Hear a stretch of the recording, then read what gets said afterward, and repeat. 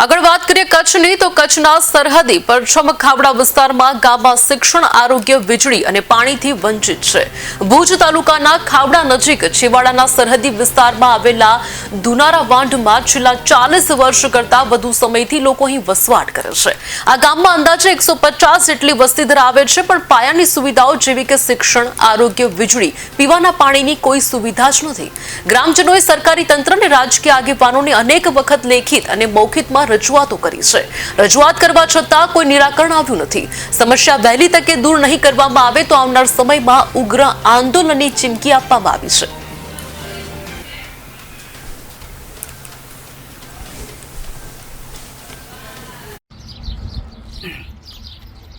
આજે ભુજ તાલુકાના બન્ની પશ્ચિમ વિસ્તારમાં આવ્યા છીએ. ખાવડાથી 10 કિલોમીટર દૂર છે.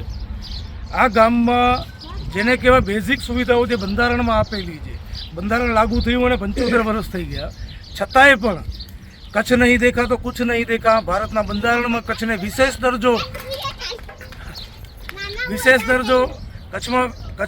દરજ્જો ભારતના બંધારણમાં આપેલું છે.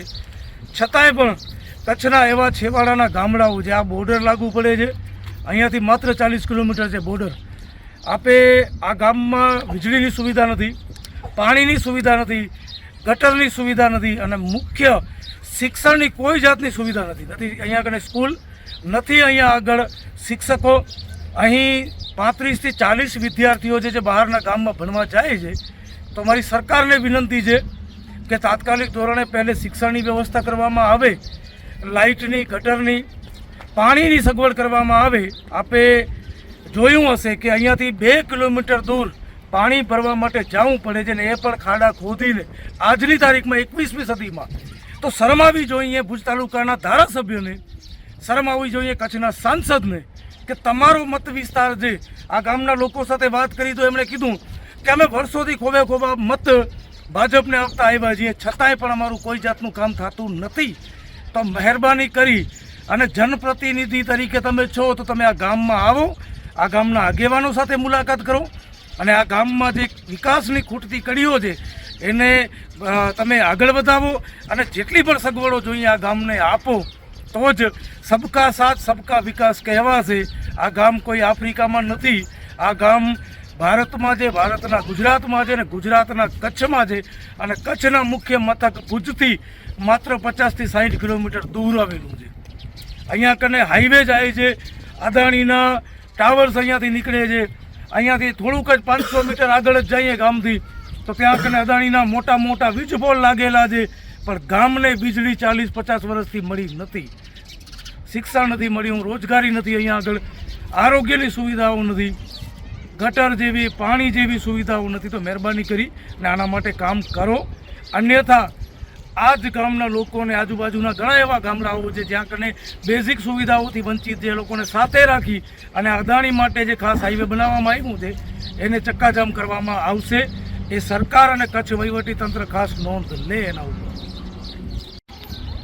મારું નામ છે મોરજી ઉમરસમા અને મારા ગામનું નામ છે દુનારાવાંઢ ધ્રોબાણા ગ્રામ પંચાયતમાં આવેલું છે આ ગામ. અને અહીંયા અમે 40-50 વર્ષથી આ વસવાટ કરીએ છીએ. અહીંયા પાણી, લાઇટ કે શિક્ષણની કાંઈ સુવિધા નથી. અને અમે રજૂઆતો પણ ઘણી કરી છે સરકાર પાસે, પણ સરકારે અહીંયા ધ્યાન દોર્યું નથી અમારું અહીંયા. અને હમણાં પણ વીરડા ખોદીને અમે પાણી પીએ છીએ અહીંયા. અને લાઇટની તો કોઈ સુવિધા નથી. આ 2,000 વાળી પ્લેટો સોલારવાળી લઈ અને અમારા ઘરો ઉપર નાખી અને અમે લાઇટ ચલાવીએ છીએ અમે ઘર માટે.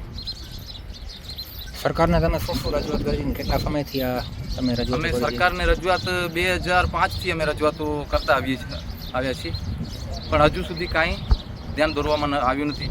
અને ચૂંટણી ટાણે બધા નેતા આવે, 3 પક્ષ હોય કે 4 હોય કે 2 હોય, એ બધા પક્ષના અહીંયા નેતાઓ આવે અને મોટી વાતો કરી અને જતા રહે. પછી MLAની ચૂંટણી હોય તો ભલે અને સાંસદની હોય તો ભલે અને મોટી ચૂંટણી હોય તો ભલે, પણ અહીંયા આવી અને મોટી વાતો કરી અને જતા રહે. 3 પક્ષો 4 પક્ષોવાળા. કાંઈ પણ અહીંયા સુવિધા છે જ નથી અમારા ગામમાં.